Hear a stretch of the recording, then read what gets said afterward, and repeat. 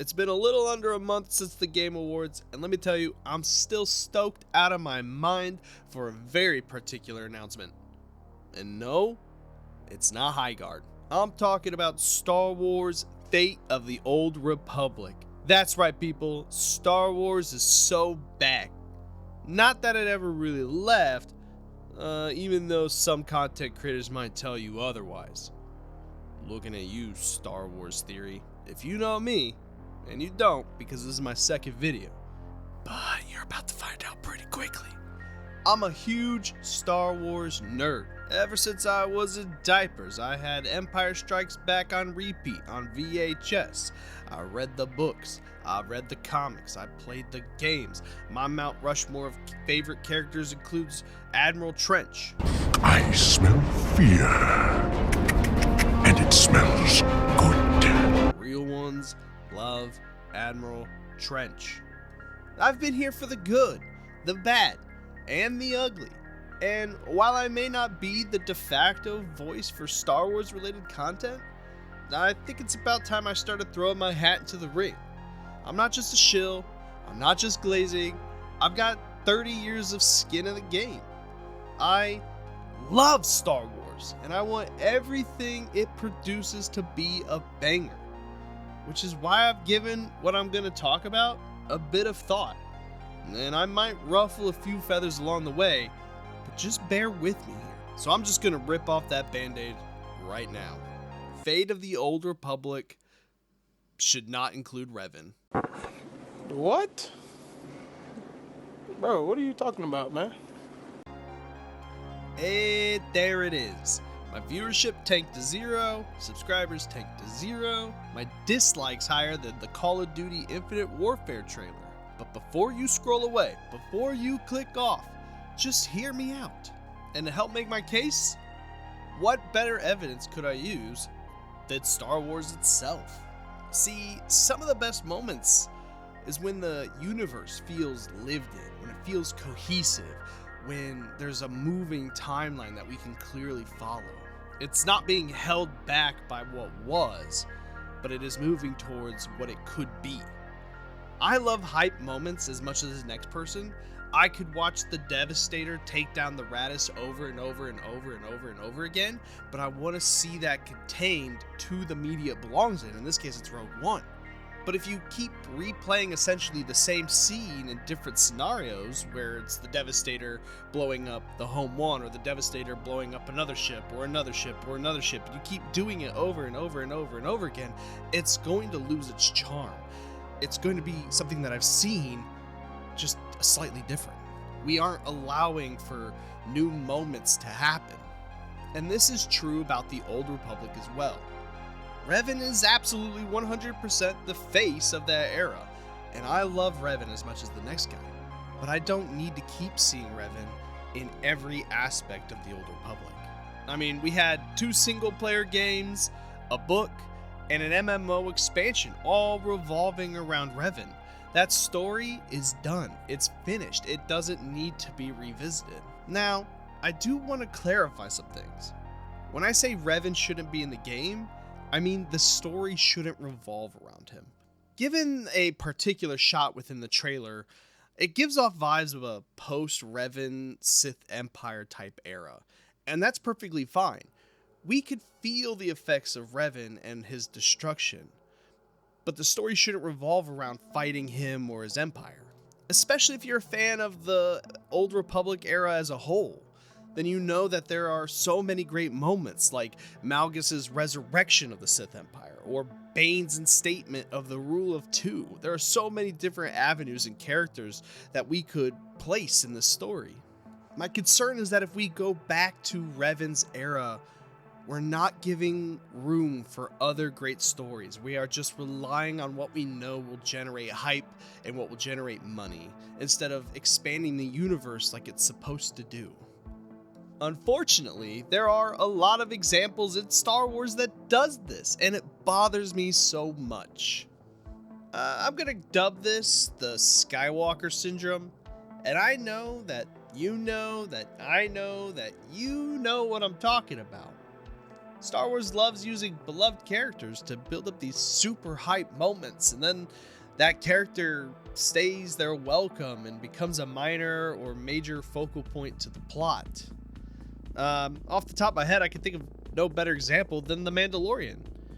We get Luke Skywalker, who shows up and helps fight the Dark Troopers, but then he sticks around to do this whole training arc with Grogu. And to me, this is a really poorly executed moment within the show, because Grogu's a puppet. Usually when characters leave the show, it's because the actor's taken on a new role, or they got fired, or some other reason entirely. Writers have to, write a plot and bring those characters out of the show and maybe leave enough wiggle room for them to come back. I think another great example is Boba Fett.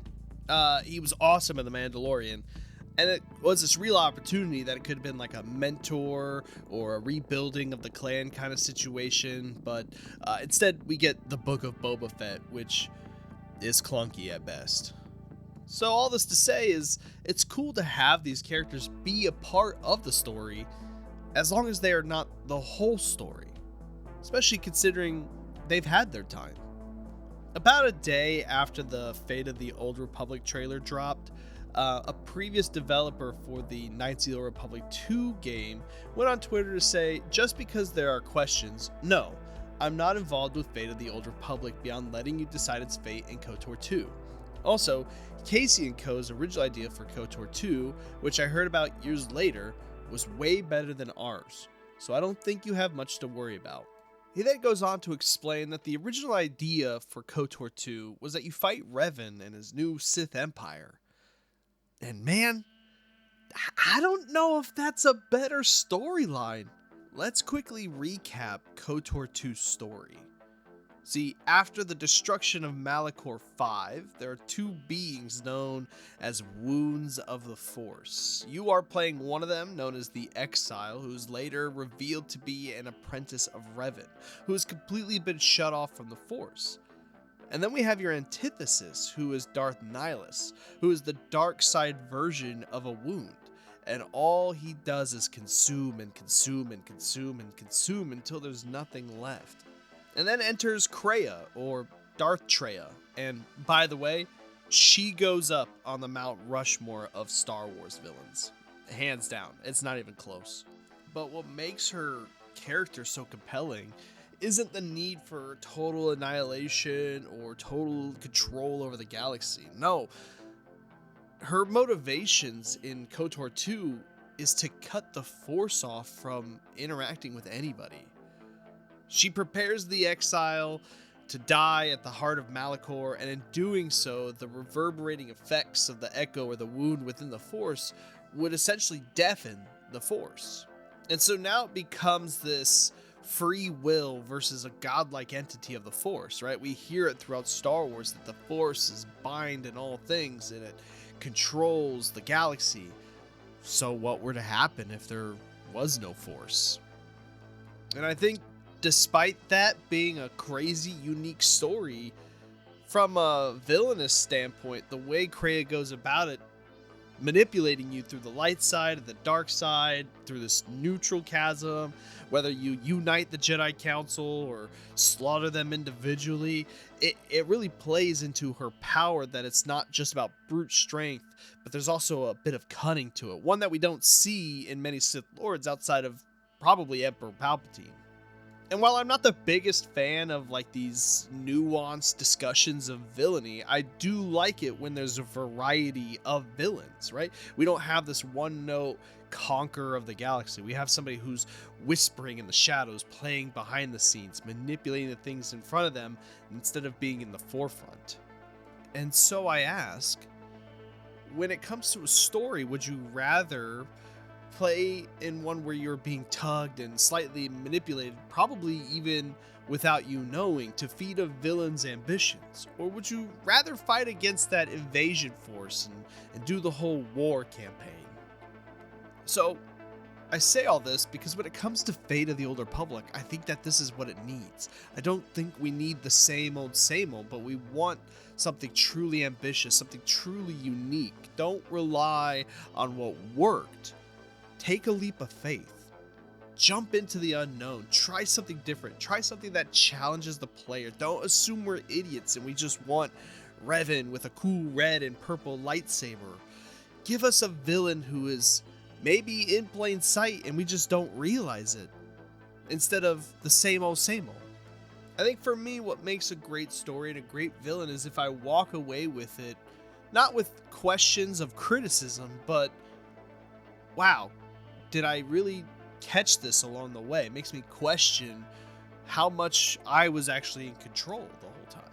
I think if they could really nail that aspect, as well as putting in that morality system that we know and love, I mean, we're in for something truly special.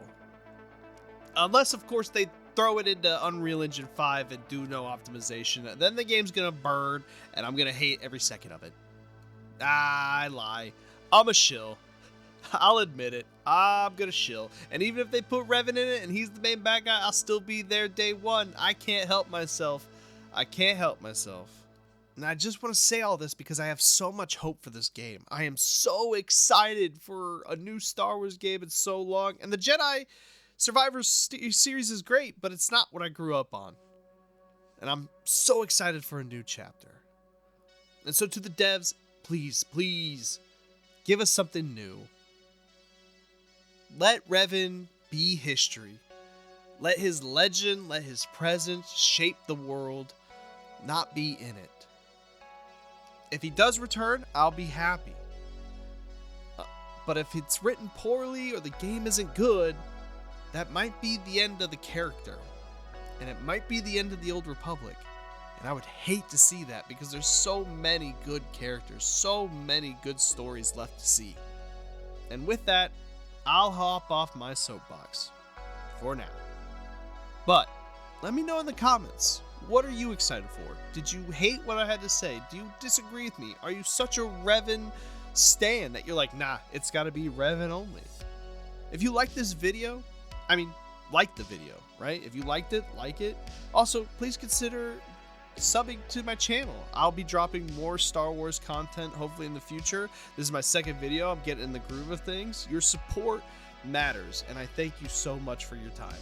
And I hope I'll see you in the next one.